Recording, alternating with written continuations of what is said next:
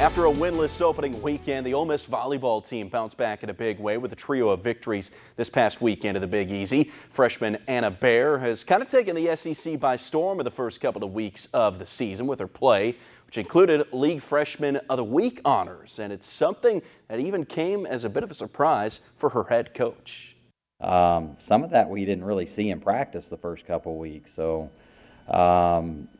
once I think she had some success against those good teams, it's really helped her a lot. And having her opposite Emily Stroup in the lineup and having one of those two always up hitting, we're just going to see this getting better and better. Oh, what a way to kick off the season for the Saints last night. Wild finish, two teams, Texans and Saints, trading the lead 3 different times in the final 2 minutes. It included a 75-yard, 2-play touchdown drive led by Deshaun Watson. Gave the Texans the lead with 37 seconds to go. That was just enough time for Drew Brees to work his magic. He did just that, moving the Saints into field goal range, setting up Will Lutz from 58 yards out. He had missed from 56 earlier in the game, and that one's right down the center of the uprights. Game winner, longest kick of his career as the Saints come back to outlast Houston 30-28. Win snaps New Orleans' 5-game losing streak in season opening games. And snap and the hold, all of that was smooth, so it was a big play. I mean, when you're running him out for a 58-yarder, are you confident he's going to make it?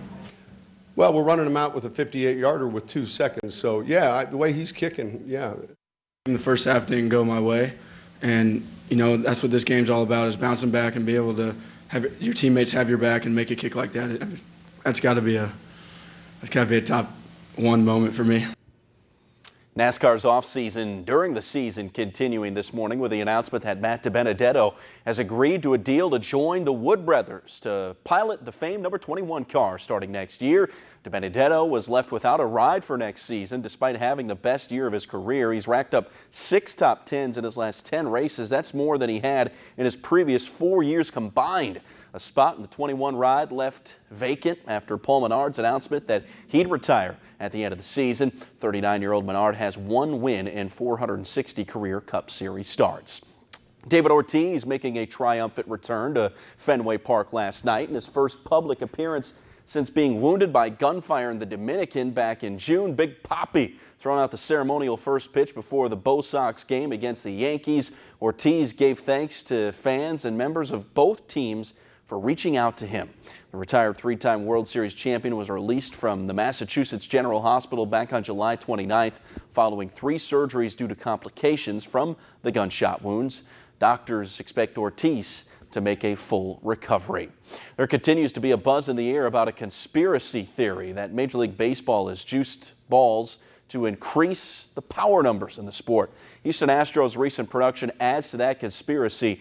In their 15-0 win last night, the Stros set another record by slamming 6 homers in the first 2 innings against Oakland.